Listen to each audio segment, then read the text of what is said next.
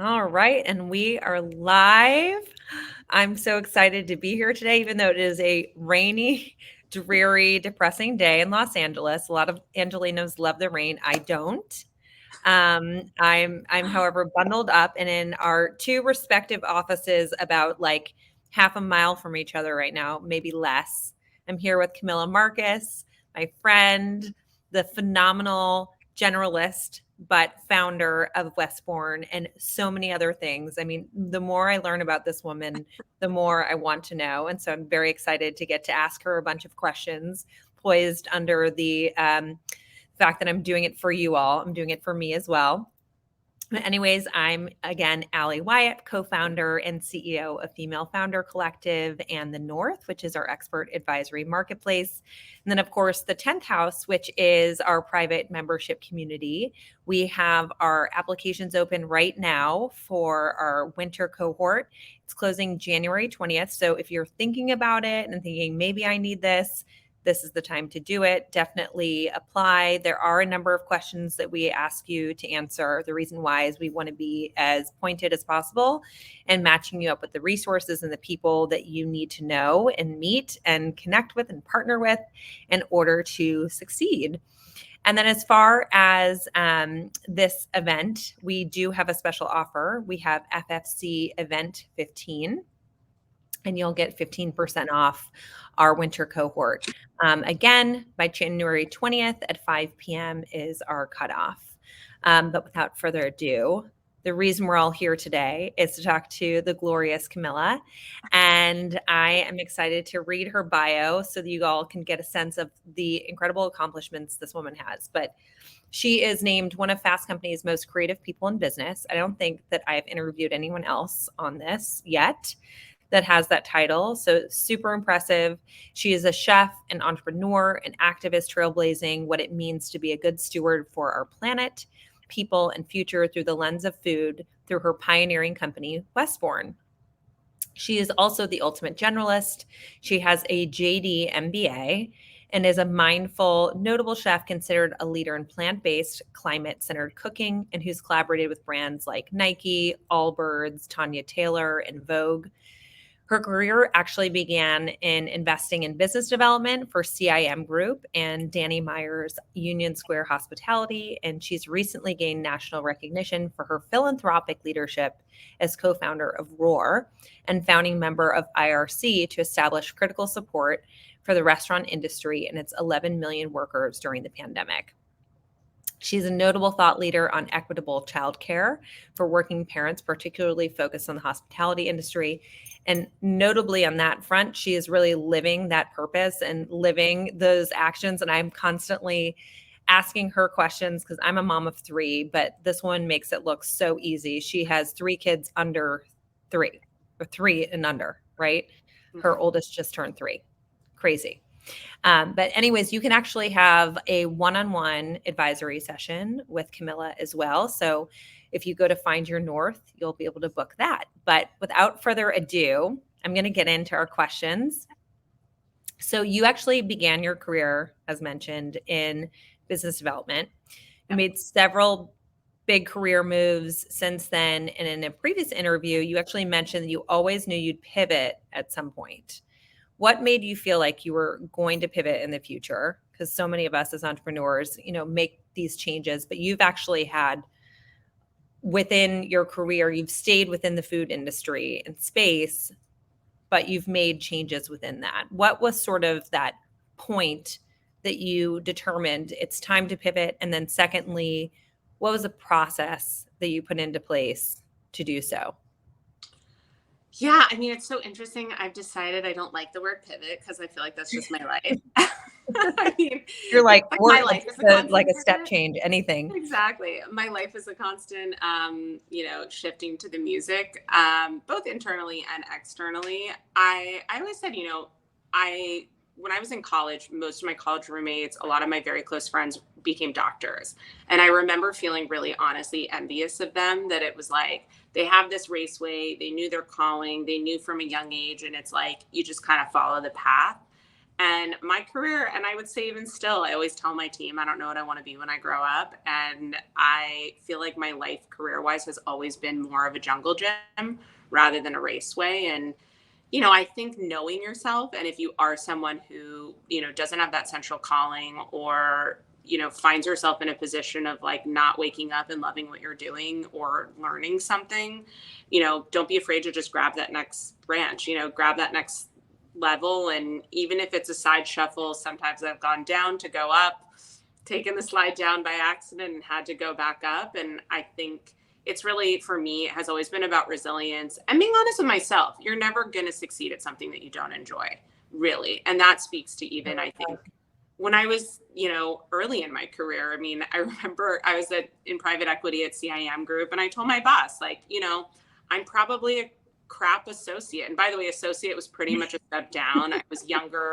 I was older than a lot of my other peers at that level, but I never went into investment banking or consulting, largely because I just didn't really have a passion for it. And I said, I get it. I don't look like everyone else. I don't have that same resume.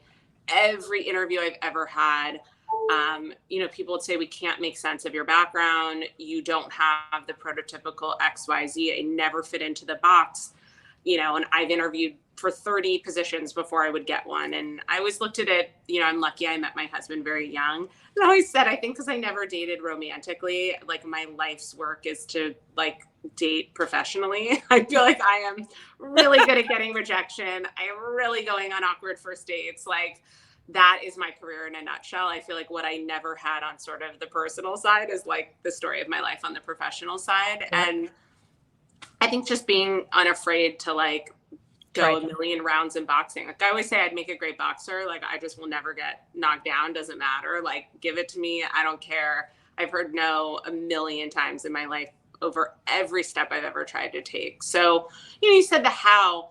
I think when I was honest with myself at each phase and saying, all right, like I don't see myself here. I just was brave enough to be like, you know what, I'm going to find the next thing. And that next thing doesn't have to be the thing. I think that's also where we get, I always say it's like the people that get written about, the people that get books, the people that we, admire so much, I think in our society often are like raceway people, right? It's like they founded a company at 19, took off, or they were in a field and like, that's what they were good at and amazing the whole time.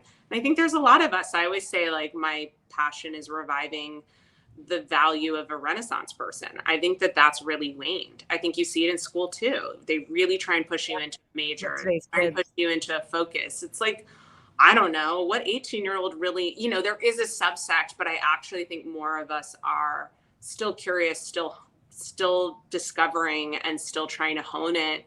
And I don't know, my hope was always to give hope for that's the value, right? And having a value of a journey and the experience, and developing a lot of different skill sets versus like the resume making sense. It's funny too, because now people are like, oh, it all makes sense. I'm like, no, it doesn't. And it never did. And, 15 years of many, many, many interviews and, a lot of potential setbacks, sort of say otherwise.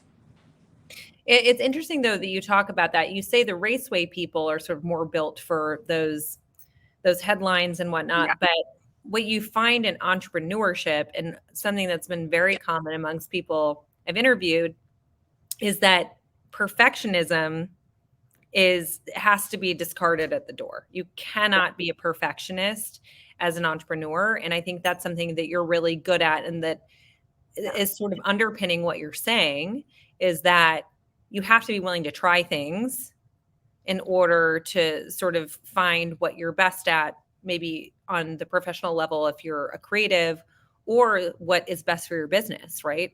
Iterating on that side. Most companies started out as something else, right? I mean, if you look at a huge swath of companies that actually finally took off, we use Q Health, which is like a new PCR test. And think about it, like I did some research on them. So I was like, they got in market very quickly. Like there's just no way. And in fact, they were working on a totally different business model, totally different business. And their technology happened to work really well for COVID tracking, right? So it's like their whole business exploded essentially overnight on a once in a lifetime pandemic. Like, you can't script it. But we read, I think media, movies, popularity, I mean, all that just sort of rewrites that narrative, and it all feels like predestined, when, to your point, I agree. It's really, the reality is that it's almost always anything but. I love that. And I love the jungle gym analogy too. And I think that it is somebody else saying that this is often ignored. And it's so true. It's really important to be flexible, be nimble, be willing to try things, and to sort of sharpen up your resilience muscle more than anything, which I think being a boxer, you keep getting back up. And listening to yourself and being willing to do something out of the box, try a new path, and also don't worry. It's okay, you know, to be told no a million times. It only takes one. And again, I use the dating analogy, like, you know, you're going to date a lot of people. It only takes one, hopefully more than one, you know, time where it just sort of clicks. Like, it will click. You just sort of have to be willing to go through, you know, the gauntlet. And for you, when you were you a chef first and then you decided that you were going to become a restaurateur, or like, how did you becoming a chef happen? Right? Like, how did so my jungle gym is interesting. I was always really good at math and science, but also an artist when I was younger. And I really wanted to go to art school. And my mom said, you know, having a business background will help you do anything you want, regardless of what you choose. It'll give you a really solid foundation. Why don't you apply to Wharton? And if you don't get in, then we'll talk about art school. I'm a third child. I'm a little bit more of a people pleaser than I'd like to admit, at least with family and my mom in particular. And I said, all right. So I ended up getting into Wharton. I made my own major. I studied abroad. I was probably the most, you know, weaving into making it work for me. And I applied with a full portfolio. I thought I would double major in art. That became absolutely impossible. All the core curriculum was at the same time, which they never told me. So basically, if I double majored, I'd be in college for 8 years, which I was not going to do. And so when I graduated, I went to culinary school, and it was when, you know, it was 2007, the economy was booming. No one had any eyesight into the big recession. And you know, my college guidance counselor was like, what do you mean culinary school? Like, you're insane. Like, I don't know what to she's like, I can't report that in. Like, I don't know what to tell people. And I said, look, I've always loved to cook. I thought no matter what, you know, I wanted to be able to know what to do in my own kitchen. I've always been someone who loved to gather. I used to cook for all my friends in college and really bringing people together in that way. And I totally fell in love with it. So I started really as a chef in that way. And even then it was interesting, you know, a big anecdote I always share with people. Early on when I started Westbourne in its restaurant form and we were starting to plan for it, you know, I had a lot of people say to me, you can't use that word chef. You're not a chef. And I said, well, I don't understand what constitutes a chef. You know, and they said, well, if you're not in the kitchen of a professional restaurant every single day, 24 hours a day, you can't call yourself that. And I said, I really don't understand. Like, I went to culinary school. I spent my career in food. And to me, a chef looks like a lot of different things. And it's interesting. It's really only in the last, I don't know, 5 years that I started getting really comfortable with that and believing in myself. And I honestly, I operate with very little regret because I feel like everything leads to growth, genuinely. But I do really regret letting someone define me and letting someone tell me that I can't define myself. And I would tell my younger self, you know, tell them to F off and that you have a right to, you know, hang your hat on that. And I worked really hard to develop those skills. And again, even that path doesn't fit the box. And I think that's something I definitely consistently, I still even have that, you know, people are very uncomfortable when you switch lanes or you don't look like other candidates or you don't fit the industry standard. And, you know, that's tough. And I think it takes courage and trial and error to, you know, just try and keep moving forward. So again, a very non-traditional chef at that. And then when you started Westbourne, like, how did you decide, I'm going to start Westbourne, it's going to become an actual company, I want to create a company around me being a chef? And so what did that look like, right? When you opened up the brick and mortar? Yeah. You kind of walk us through that process. My entrepreneurship journey is interesting.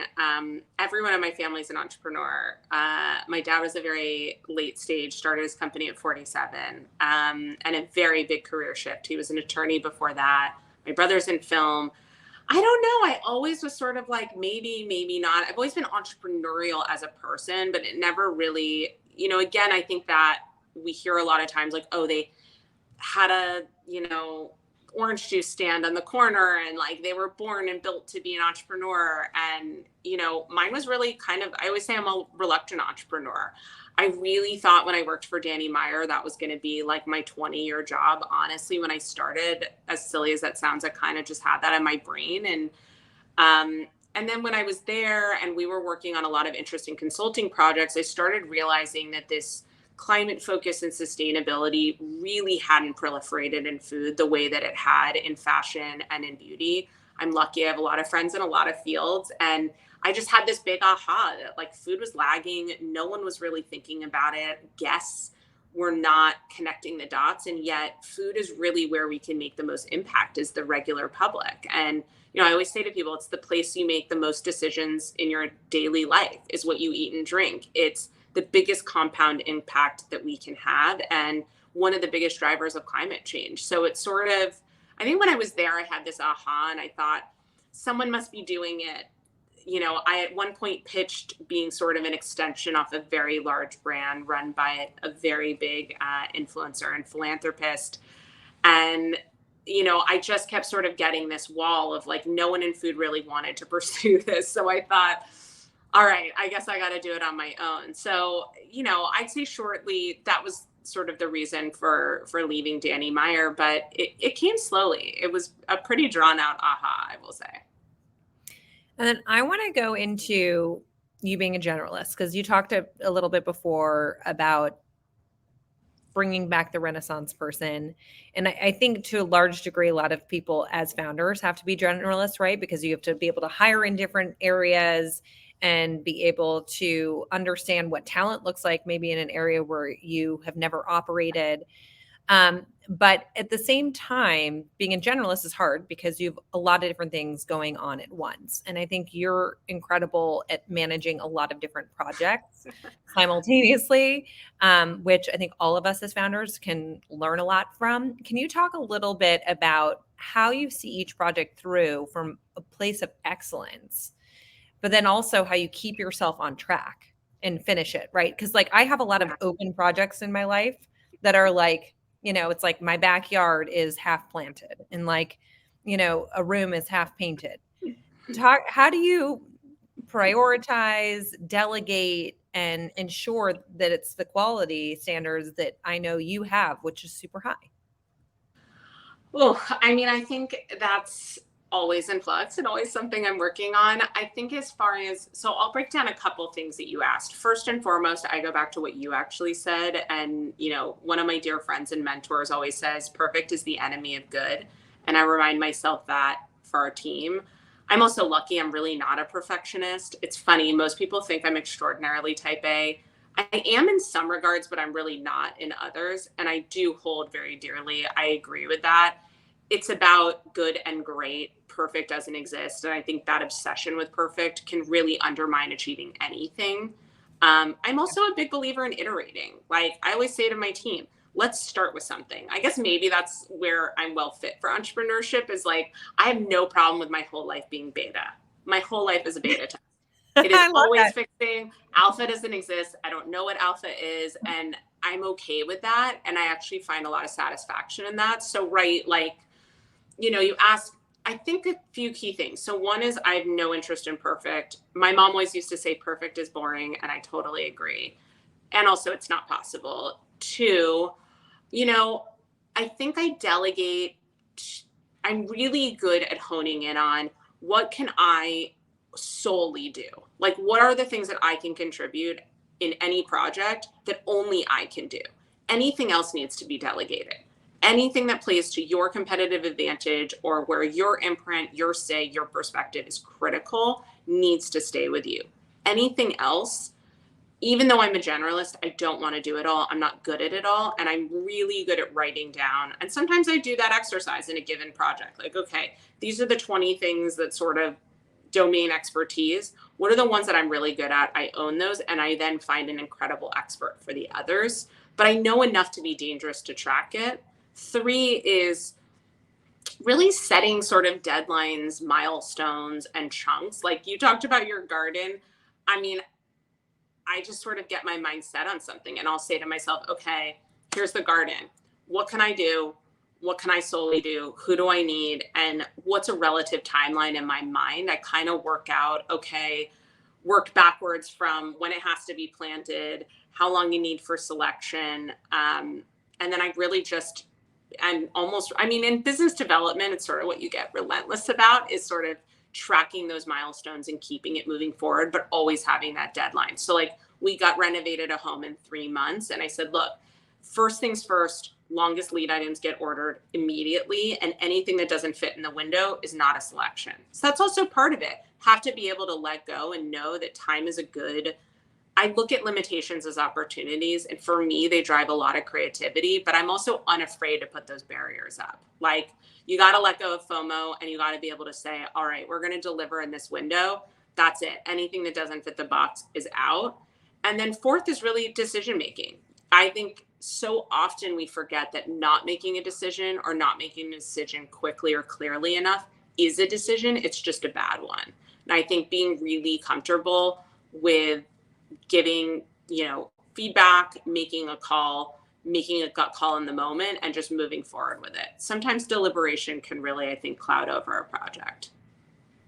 I'm literally furiously taking notes for myself right now because it's just, it couldn't be better put, like you're right about just, I do this all the time that by not making a decision, I make a decision and it's a bad one. So I love that. Just being really deliberate. And giving yourself a timeline for those decisions. Like I always say to people, Thinking Fast and Slow is one of my favorite books. I think knowing what's a quick decision, doing them quickly, letting them go, don't even waste a mental thought on it. And longer decisions, like tougher decisions, more complicated processes, issues where it's sort of out of my domain expertise, I'm slower on because it takes me time to figure out. But I also give myself a time limit. With really bad news, I give myself 24 hours max to be pissed off. And then we're off to solutions. Like you got to put a cap on it too and be able to say, all right, I'm going to make this decision in 1 month, 1 week, 2 days. And just, again, I think time limiting sometimes is a really good forcing function.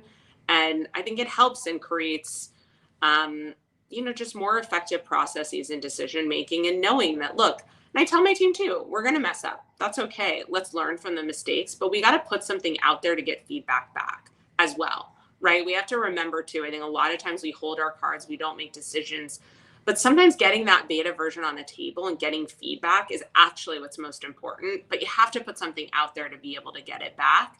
And that's the iterative nature, I think, to my personality. It's like, I'm okay. I have no ego. I'm not sensitive. I don't have a problem with saying, let me put something out on the table. You come back to me.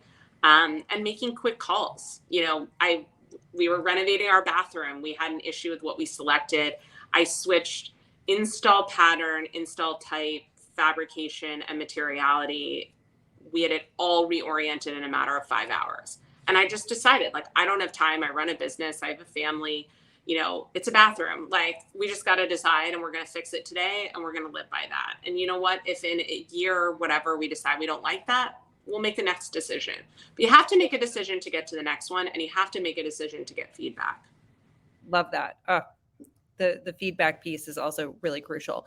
So question for you, how do you apply this to managing people, right? Especially because you are unique in that you've managed people now in a desk job, right? In a distributed desk job, right? The opposite of in person. And you've also managed people in a restaurant, which is very much in person.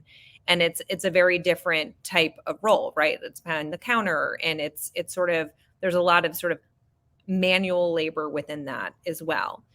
Do you take a different approach or is it the same for you? How do you think about managing people in both of those environments, from running a CPG business to a restaurant business?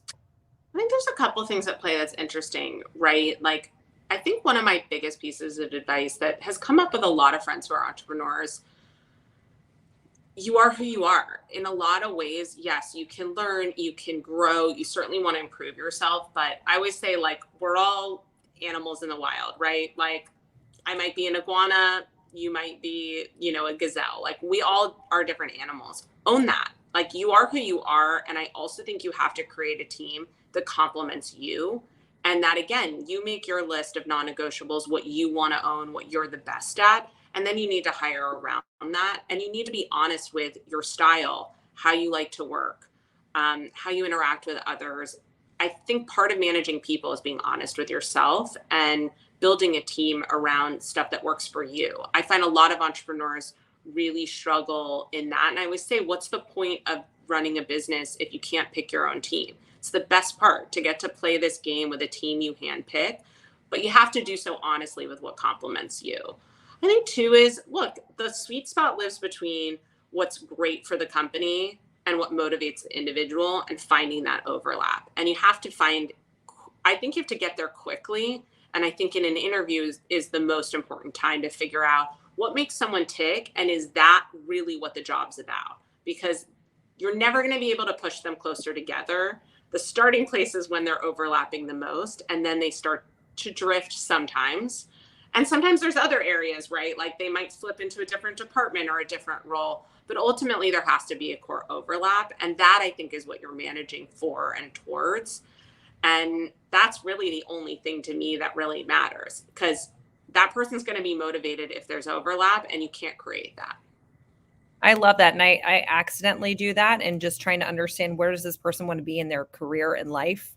And then what does that intersection point look like? But do you have any specific questions? Because somebody asked me last week, what are some interview questions that you have, or like ways So of finding that out? I stole this from a friend who's an entrepreneur and restaurateur, and I asked him this, and he's spot on. And I will tell you, it leads to wild answers. So he gave me this tip. There's 3 core questions. One, and you have to separate 1 and 2. So in the beginning, I ask, if I were to sit down with your last manager or your last boss, how would they describe you? How would they talk about you? And you really got to frame it this way, like kind of casual, much more anecdotal. They'll tell you. Later in the conversation, say, so now if your best friend from growing up, the person who's known you the longest, your childhood family friend, if they were sitting here, how would they describe you? What would they talk? How would they describe you? How would they talk to me about you? The 2 is very interesting. And especially once they're warmed up, they're loose, they're feeling comfortable. It's really interesting what they share on the personal side, and it reveals a lot. And then the 3rd is, if I were to give you a blank check today, what would you do with it? And you'd be amazed. A lot of people say, I don't know, which I actually feel very sad about. But it also shows you, right? Like, Yeah. you wouldn't even get, what do you mean you don't know? There's a million things you could do. You could give it away. Like, you could give it to your mother, I have so many Someone answers. who says I don't know is really telling. And it's also interesting how many people say, oh, I'd run my own business, and it's like something totally different. I'm like, okay, you obviously don't want to be in food. If blank check, you were going into like industrial design. Like, I'm really happy for you, but like, you obviously don't want to be here. I find those 3 questions. And then I'd say a 4th bogey. I've been told by many people, I think I interview very casually, but I think I do so intentionally, or maybe subconsciously. It gets people a little off their game. I do think there's something about feeling unusually comfortable, and the amount of times that people have said things that are like huge red flags, like thinking we're chit-chatting like pals. Again, it's like, even if you're casual, if the person doesn't understand that this is the owner of the company, like, again, that's someone who doesn't have good EQ, can't read the room. And maybe I'll add one more just for a bonus. I like to take people out to coffee or somewhere food related. You'd be amazed. Like at USHG, my first question would always be to our office manager, who was the front desk. She'd been there a really long time. She was amazing and very beloved, but you'd be amazed how many people were just like straight up rude to her. Watch how people interact when they order food. Watch them treat the staff at a restaurant. It's very telling a lot of times how people interact when they're in a restaurant setting. Oh, it's so true. And there's like the salt and pepper question, or salt and pepper test too, when like people salt food before um, Tasting it. taste it. That's very telling. Um, do want to. We only have like 2 minutes left, and there's so many more things I want to talk about. But I do want to get into SPV because it is something so many of our founders are asking about, and you just did it really beautifully. And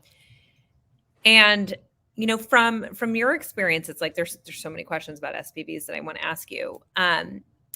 Any when people are looking at SPVs to raise money, what advice do you have for those founders? And what types of businesses do you think it's right for? And are there certain ingredients or things that need to be in place, you believe, for it to be successful? I think my number one advice is find a champion and someone who really does it professionally. I think trying to do one just on your own, it doesn't mean it won't be successful or you can't, but it's a big time suck. And also, I think you have your network, but it's more important to expand that.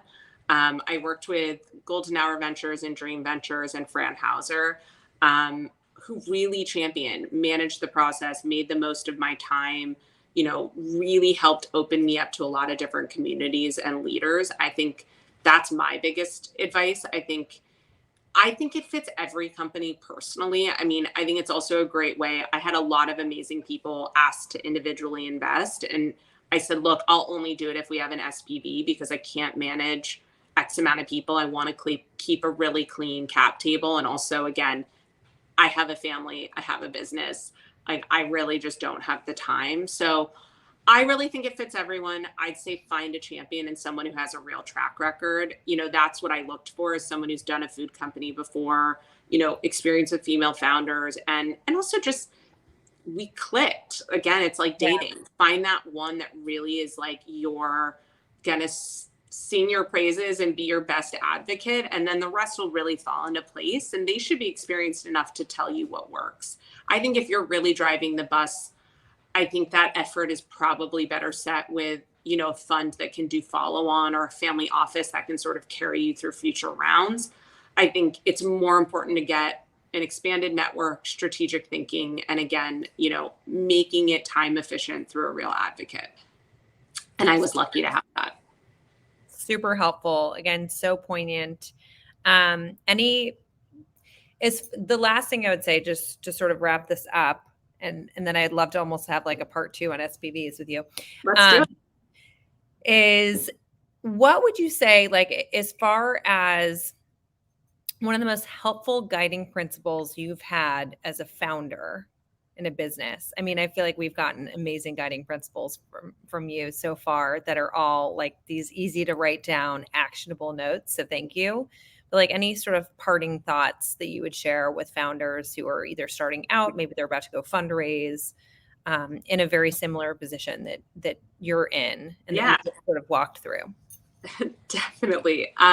Look, I give Shoe Dog to every single person that joins our team. You ask that, every single employee that went through Westbourne stores has gotten Shoe Dog. When I was thinking of doing Westbourne, my dad wrote me an email just with the subject line, just do it. Just do it. Iterate. Don't be afraid of beta. Make a decision, put something out there. You'll get something back. You'll learn from it.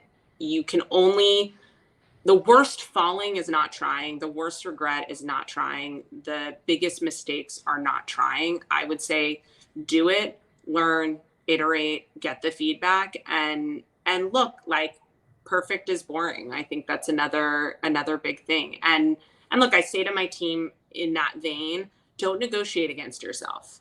If you are not your number one champion, no one else will be. My mom taught me that. She always said, same with dating. Like, if you are not your biggest advocate, no one else will be, right? No one is you. How can they love you as much as you love yourself? That is what I mean by don't negotiate against yourself. Put something out there. You never know what will come back. Don't make the story in your head. Don't talk yourself out of it. Don't talk yourself down. The only thing you can do is really have faith in yourself and not be afraid to climb that jungle gym and just keep reaching, keep reaching, keep reaching. Love it. So beautiful. Such powerful words. So grateful for you being here. Everybody, final reminder that we have our cohort that is going to be closing on January 20th. That's for the 10th house. And also FFC event 15 for 15% off based off of you who attended. And thank you for being here, everyone. Happy New Year. Although I think I've seen you once in this new year already. Happy 2023 and hope it's going well. Bye, everyone. Thanks, y'all.